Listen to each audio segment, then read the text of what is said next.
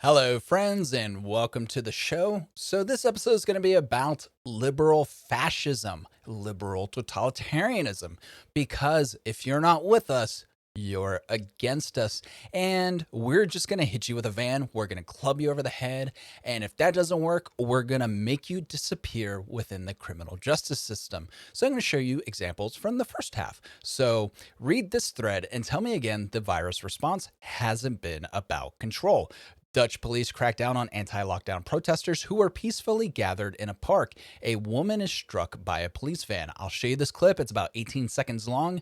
Nancy Pelosi wanted to call what Trump was doing in Portland as his Gestapo or stormtroopers or whatever. And this is much more like that. Actually, what Joe Biden's doing is much more like that. But this disturbs me, and I'm pretty thick-skinned when it comes to this stuff because they actually hit a civilian with a van. They come running out of these vans in civilian attire. They are completely unmarked. They're wearing blue jeans and jackets. They're wearing a mask, and they're coming out with nightsticks. So the difference between domestic terrorists and these police forces are you don't know who they are. They're just people coming out of a van and beating you over the head. And how are you supposed to know who they are? Let's get started.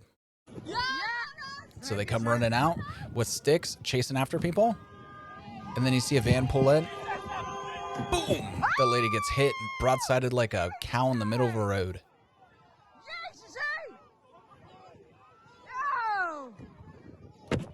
And they're just knocking people out with those sticks. That's tolerance, guys. That's tolerance. That's liberalism for you guys. No, it's if you don't listen to these liberal fascists, they will beat you into submission or they will make you disappear. And I'll prove to you how they will make you disappear. But first, how about you smash that like button, subscribe to the channel if you haven't already, and please go to notcensoredyet.com and have a look around. Let's jump over to Julie Kelly. DOJ insisted every case would be tried in D.C. Defendants have been transported to D.C., charged with excess crimes, denied bail, held in solitary confinement, and now DOJ wants to violate Speedy Trial Act to build their cases. Their conspiracy charges are an absolute joke. From Axios, new federal prosecutors have requested a delay in cases related to the January 6th Capitol riot, citing it as likely the most complex investigation ever prosecuted by the Department of Justice. Jump over to Axios. The bottom line, the investigation and prosecution of the Capitol attack will likely be one of the largest in American history, both in terms of the number of defendants prosecuted. That's assuming a lot. You're assuming you're going to be able to prosecute a lot of these people, and the nature and volume of the evidence. Again, you're assuming a lot. There is a lot of evidence, but you're assuming that you're going to be prosecuting people, and that's disturbing. Why have show trials, right? Just make people disappear. That's what you're doing right now anyway, so just make it happen. Driving the news, the request for a delay comes one day after the swearing in of President Biden's new Attorney General, Merrick Garland, who has pledged to make the Capitol riot investigation a top priority.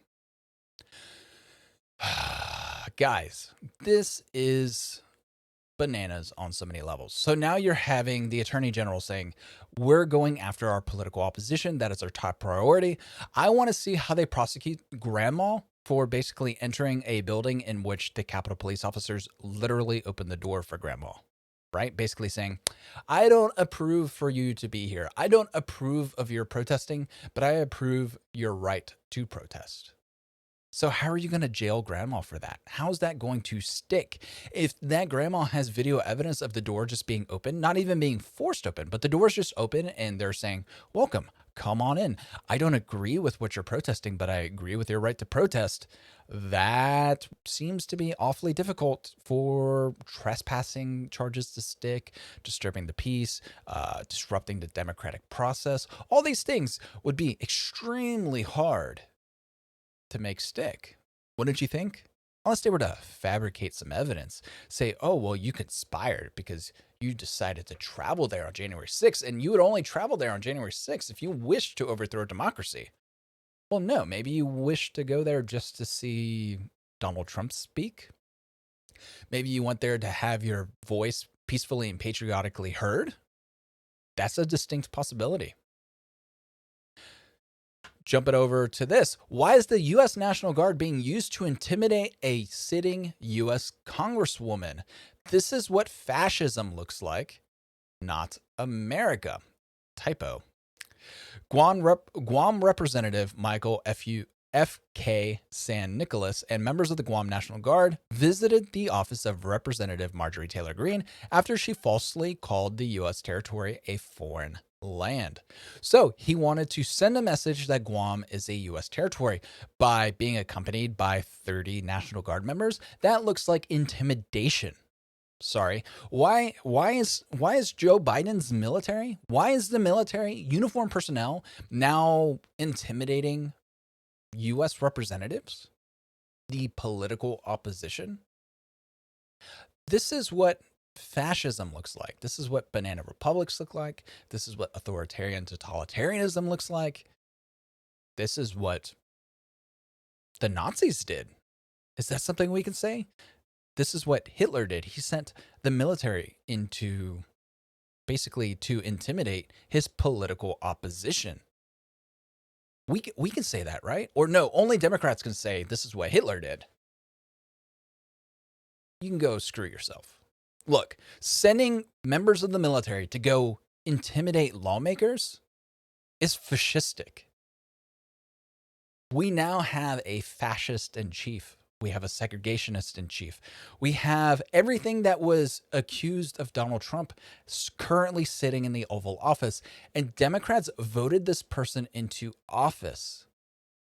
And guess what? There's going to be no repercussions for this. There's going to be no repercussions because fascists don't care that their military is intimidating lawmakers, intimidating the political opposition, because it is their military that is loyal to them, because they ensure their military is fed, unless they're in the Michigan or Minnesota National Guard and they die from probably consuming raw undercooked chicken and eating metal shavings inside their rice. They probably died from food poisoning, considering the horrible food that they've been being served.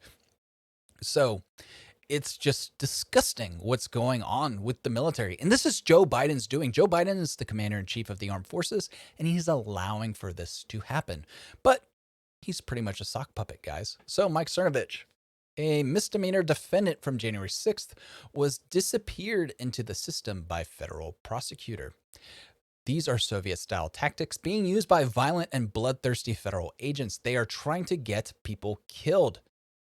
Politico. One man facing only misdemeanor charges from the Capitol breach, Eduardo Gonzalez, was arrested February 9th in Southern Virginia.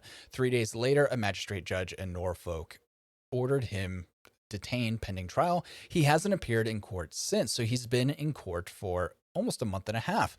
Records show Gonzalez has been at the Western Tidewater Regional Jail for more than a month. In one case, that of Beverly Hills nail salon operator Gina I can't pronounce that. The Marshal Service misplaced or ignored the transfer order, according to a prosecutor. As a result, although a magistrate had ordered her release, she sat in a federal detention center in LA for at least 16 days. Although prosecutors initially insisted it would be illegal for the bail appeal hearings to take place with the defendants in their home districts rather than in Washington, Howell and other judges eventually started doing the hearings for the defendants remotely wherever they are. So basically, they probably don't want to pay for the charges to fly people into DC just to send them back to California. It's to save money. We have this magical thing called Zoom. We have this magical thing called the interwebs. We can FaceTime these legal proceedings. So she sat in jail for an extra 16 days because the U.S. Marshals misplaced or ignored a transfer order. Biden's America. Biden's fascistic states of America, where he makes his political opposition disappear, rot in jail for a misdemeanor trespassing offense, I'm assuming. Jumping over to Jack Posobiec. Antifa set a federal facility on fire last night with people inside of it. Have you seen this headline on the news today? No, I didn't, actually. From Krista M. Hilton. Seriously, your organization is worthless. What about the rights of those being shot? ACLU of Oregon. If you feel your rights have been violated, please contact us intake.aclu.or.org. basically saying that those people in Antifa who were kettled, the 100 people in Antifa who were kettled, and like the one person who was arrested, if you feel like your rights had been violated, oh, contact us. Because you were burning down, smashing windows, and doing all this stuff. What about the people being shot in the neck, being unarmed? What about the people just being let into a building and then being forgotten about in jail for weeks or months at a time? What about their civil rights? Why isn't the ACLU caring about them?